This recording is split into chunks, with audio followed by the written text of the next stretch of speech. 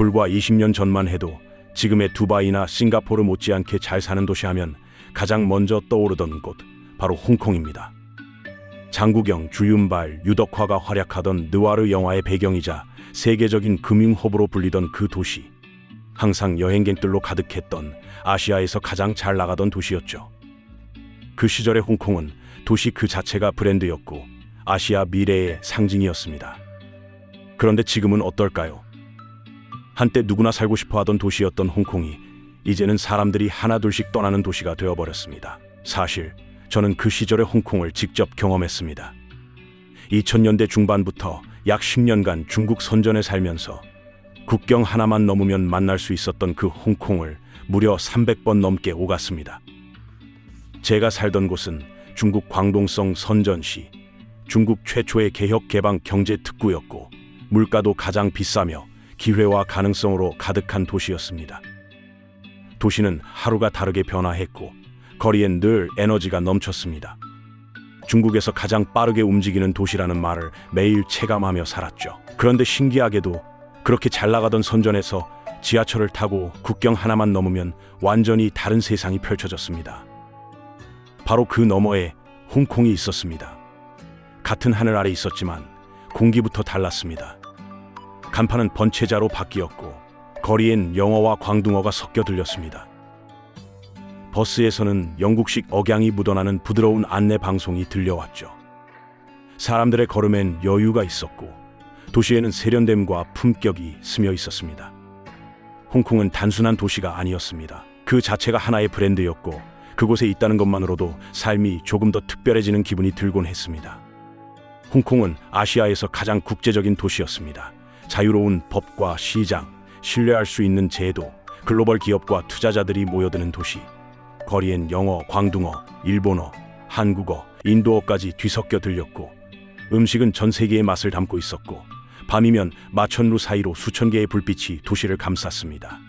그곳에 서 있으면 마치 살아 숨쉬는 심장 위에 있는 듯한 감각이 들었습니다. 온몸으로 살아있다는 느낌, 세상의 한복판에 서 있다는 실감이 밀려왔습니다. 무엇보다도 홍콩은 영화 그 자체였습니다. 중경삼림의 흐릿한 카메라 워크, 무간도의 빗속 추격전, 천녀유혼의 안개 낀 로맨스, 영웅 본색의 트렌치 코트를 입은 주윤발, 그리고 장국영, 주윤발, 성룡, 장만옥, 유덕화. 그들은 단지 배우가 아니라 도시의 감정을 대표하는 존재였습니다. 그때의 홍콩 영화엔 자유가 있었고 열정이 있었고 표현의 경계가 없었습니다.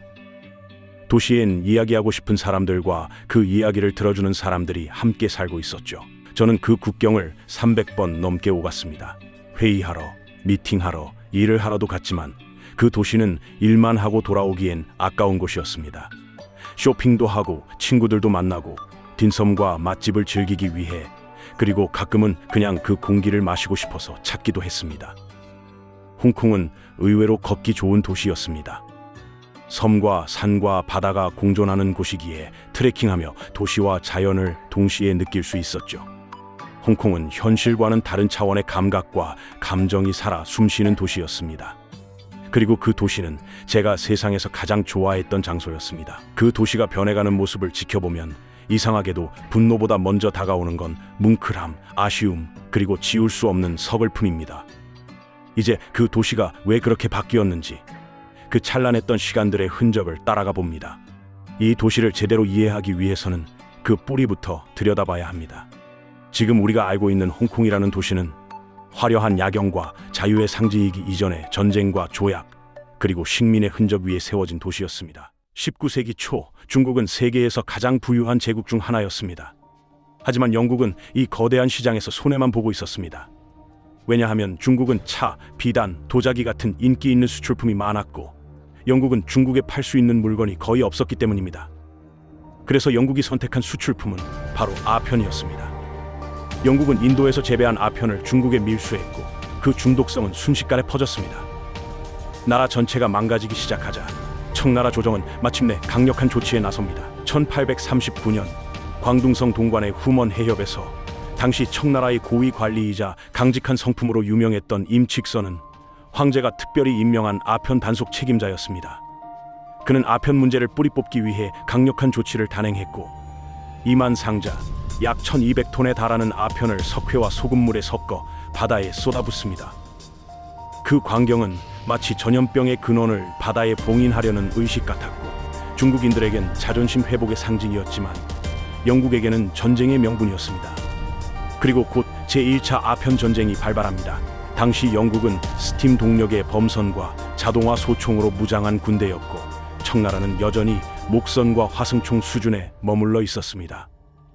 전쟁은 일방적이었고 결과는 명확했습니다. 1842년 중국은 난징 조약을 맺으며 홍콩 섬을 영국에 영구히 넘겨주게 됩니다. 하지만 이건 시작에 불과했습니다.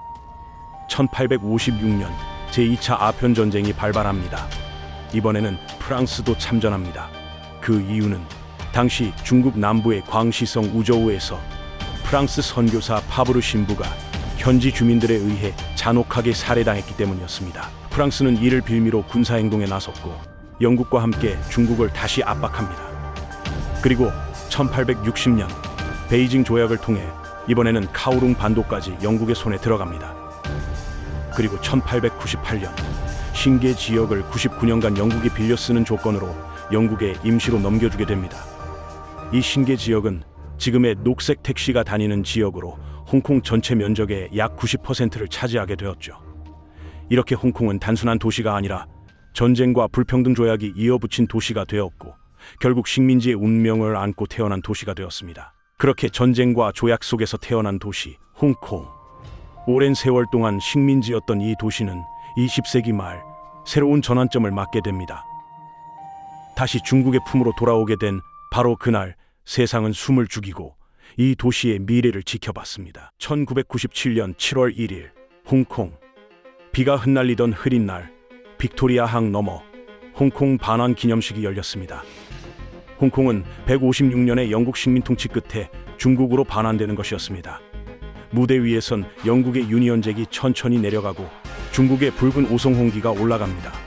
그리고 그 순간 전 세계가 지켜보는 앞에서 중국은 한 가지 약속을 합니다. 하나의 국가, 두 개의 체제. 앞으로 50년 동안 홍콩은 지금의 제도를 그대로 유지할 수 있다. 중국의 일부가 되더라도 홍콩은 50년간 지금처럼 자유롭게 돈을 벌고 법 앞에 평등하며 하고 싶은 말을 자유롭게 할 수 있는 권리를 그대로 유지해준다는 약속이었습니다. 홍콩 시민들은 그 약속을 믿었습니다. 그리고 자유와 질서가 함께하는 도시로의 미래를 꿈꿨습니다. 하지만 시간이 흐를수록 그 약속은 점점 희미해졌고 자유는 점점 옅어져 갔습니다. 그러던 중 2014년 자유를 향한 시민들의 갈망이 활활 타오르기 시작했습니다. 바로 우산혁명이었습니다. 2014년 9월 26일 중국 정부가 홍콩 행정장관 선거에서 중앙정부가 승인한 후보만 뽑을 수 있다는 결정을 내리자 홍콩 시민들은 거리로 나섰습니다. 그들은 묻고 싶었습니다. 이게 어떻게 민주주의입니까? 시작은 대학생들의 시위였습니다. 하지만 그 외침은 순식간에 번졌고 며칠 만에 수십만 명이 도심으로 모여들었습니다. 그들은 우산을 들었습니다. 비를 막기 위해서가 아니라 경찰이 쏘는 최루탄과 페퍼 스프레이를 막기 위해서였죠. 그 우산 아래에서 사람들은 외쳤습니다. 진정한 보통선거를 원한다. 우리는 여전히 홍콩이다. 도시 곳곳은 평화로운 점거 시위로 가득 찼고 젊은이들은 밤을 지새우며 자유와 권리를 말했습니다. 어떤 학생들은 거리에서 수업을 이어가며 저항의 의지를 표현했고 어떤 시민들은 사비로 물과 음식을 나르며 자발적으로 시위를 지켰습니다. 그리고 그 와중에 다시 떠오른 단어 하나, 5월 35일. 그 무렵 사람들은 6월 4일이라는 말을 공개적으로 꺼낼 수 없었습니다. 1989년 천안문 사태가 일어난 날짜이기 때문입니다. 중국 정부는 그 숫자를 철저히 금기시했고 검열은 말의 자유를 봉쇄했습니다. 그래서 사람들은 그날을 5월 35일이라 불렀습니다. 억눌린 기억을 지켜내기 위한 조용한 은어였죠. 그리고 바로 그 억압의 상징이 우산혁명 당시에도 사람들의 가슴 속에서 다시 떠올랐습니다. 우산혁명은 약 79일간 이어졌고 2014년 12월 15일 경찰의 강제 해산으로 막을 내렸습니다. 누구도 총을 쏘지 않았지만 그 도시는 상처를 입었습니다. 그리고 그날 이후 홍콩의 자유는 조금씩 그러나 확실히 꺾여가기 시작했습니다. 도로 위엔 우산과 포스트잇만이 남았고 사람들의 마음에는 지울 수 없는 질문이 남았습니다. 정말 하나의 국가에 두 개의 체제는 가능했을까? 그 질문은 쉽게 사라지지 않았습니다. 그리고 몇 년 뒤 그 답은 거리에서 터져 나왔습니다. 2019년 홍콩은 다시 한번 세상의 중심에 섰습니다. 2019년은 지난 우산혁명 때 꺼지지 않고 남아있던 불씨가 본격적으로 불길로 번져버린 해였습니다. 이번엔 분위기부터 달랐습니다. 도시 전체에 긴장감이 감돌았고 하늘은 흐렸으며 마치 폭풍전야처럼 사람들의 숨소리조차 무겁게 느껴졌습니다. 검은 마스크를 쓴 시민들, 노란 헬멧을 쓴 학생들, 고글을 쓴 청년들, 그들의 손에는 우산이 들려 있었지만 이제 그것은 빗물을 막기 위한 도구가 아니라 최루탄과 고무탄을 막기 위한 방패가 되어 있었습니다. 우산은 여전히 있었지만 거기엔 가스 마스크와 고글, 그리고 분노가 함께 있었습니다. 사건의 발단은 범죄인 인도 법안, 줄여서 송환법이었습니다. 내용은 단순해 보였습니다. 중국 본토로 범죄인을 송환할 수 있도록 한다. 하지만 문제는 누가 범죄자인지를 정하느냐였습니다. 홍콩 시민들은 생각했죠. 정부의 비판만 해도 잡아가려고 할 텐데 우릴 중국으로 보내버릴 수도 있겠네? 이건 단순한 법이 아니었습니다. 말할 자유를 뿌리째 뽑는 것이었죠. 2019년 6월 9일 홍콩 도심에 사람들이 쏟아져 나왔습니다. 그날 시위 참가자 수는 무려 103만 명, 홍콩 전체 인구의 7명 중 1명이 거리로 나왔습니다. 그리고 그로부터 딱 일주일 뒤 200만 명이 모였습니다. 도시 전체가 검은 물결로 뒤덮인 날이었죠. 노인부터 10대 청소년까지 홍콩의 모든 세대가 같은 목소리를 냈습니다. 송환법을 철회하라. 우리를 중국으로 보내지 마라. 우리는 아직 홍콩이다. 하지만 정부는 그 목소리에 귀를 닫았습니다. 경찰은 최루탄과 물대포, 고무탄을 쏘기 시작했고 시민들은 방패를 들고 벽돌을 던지고 홍콩은 마치 전쟁터가 된 것 같았습니다. 지하철역은 폐쇄됐고 항공편 수백 건이 취소됐으며 공항까지 시위로 마비됐습니다. 그 와중에도 시민들은 5가지 요구를 외쳤습니다. 5대 요구사항: 첫째, 송환법 완전 철회; 둘째, 경찰 폭력 진상 조사; 셋째, 체포자 전원 석방; 넷째, 시위 폭동 규정 철회; 다섯째, 진정한 보통선거 실시. 하지만 정부는 딱 하나만 들어줬습니다. 송환법 철회. 그리고 나머지 요구에는 침묵했습니다. 2020년 중국은 드디어 직접 칼을 빼듭니다. 홍콩 국가보안법을 통과시킵니다. 이 법은 한마디로 말해 이렇습니다. 중국이 국가안보에 위협이 된다고 판단하면 누구든 언제든 어디서든 체포할 수 있다. 이 법이 생기고 나서 홍콩의 언론사들은 폐간됐고 시위 주도자들은 체포됐으며 표현의 자유는 사라졌습니다. 책상 위에 놓인 빈 종이는 표현을 할 수 없다는 상징이 되어버렸습니다. 홍콩 시민들은 더 이상 우산으로는 자유를 막아낼 수 없었습니다. 그 시위는 끝나지 않았습니다. 그저 말할 수 없게 되었을 뿐이죠. 그리고 지금 홍콩은 더 조용하지만 더 낯선 도시가 되어가고 있습니다. 2025년의 홍콩. 이제는 더 이상 거리에서 자유를 외치는 사람은 없습니다. 시위는 사라졌고 신문은 조용해졌고 광장의 목소리는 멈췄습니다. 사람들이 하나둘씩 떠나기 시작했습니다. 가족 단위로, 전문가로, 학생으로. 수만 명이 조용히 홍콩을 등지고 있었습니다. 어떤 이는 영국으로, 어떤 이는 캐나다나 대만으로 향했습니다. 그 중에는 저와 가까운 홍콩 친구도 있었습니다. 그는 결국 싱가포르 행을 택했죠. 그는 말했습니다. 이제는 이 나라가 내 재산과 안전을 지켜줄 거라는 믿음이 없어. 그리고 덧붙였습니다. 내 아이들에게 이런 자유 없는 땅을 물려줄 수는 없었어. 홍콩을 떠나는 사람들의 수는 통계보다 먼저 거리에서 느껴졌습니다. 하지만 떠난 건 사람만이 아니었습니다. 세계의 언론, 예술가, 그리고 글로벌 기업들마저 하나둘씩 홍콩을 떠나기 시작했습니다. 한때 세계 금융의 중심이라 불리던 도시, 이제는 더 이상 그 자리를 지키지 못하고 있습니다. HSBC, 골드만삭스, JP 모건, 한때 홍콩을 동양의 런던이라 불리게 했던 기업들이 지금은 싱가포르로, 서울로 본부를 옮기고 있습니다. 투자자들이 가장 민감하게 보는 것, 그것은 바로 예측 가능한 자유였습니다. 내가 한 말로 체포될 수도 있는 곳에 글로벌 자본은 절대 남아있지 않습니다. 거리는 여전히 반짝이지만 그 안에서 살아가는 사람들의 눈빛은 이미 달라졌습니다. 카페 창가에 앉은 젊은이들은 더 조용해졌고, 한때 세계가 사랑했던 홍콩 영화도 더 이상 예전 같지 않습니다. 이제는 이야기보다 허락이 먼저 필요한 도시가 되었고, 대학 강의실의 질문은 줄었고, 신문은 빈칸을 두거나 그조차 쓰지 않게 되었습니다. 지금의 홍콩은 어떤가요? 많은 이들이 이렇게 말합니다. 겉으론 조용하고 깨끗해졌어요.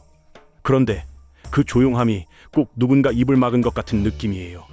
무언가 보이지 않는 것이 사라졌다는 걸 모두가 알고 있어요. 그 도시엔 여전히 빌딩이 있고, 여전히 빅토리아 피크에선 밤이 아름답습니다. 하지만 그 불빛 속에는 이제 더 이상 자유라는 단어가 반짝이지 않습니다. 홍콩은 스스로 무너진 게 아닙니다.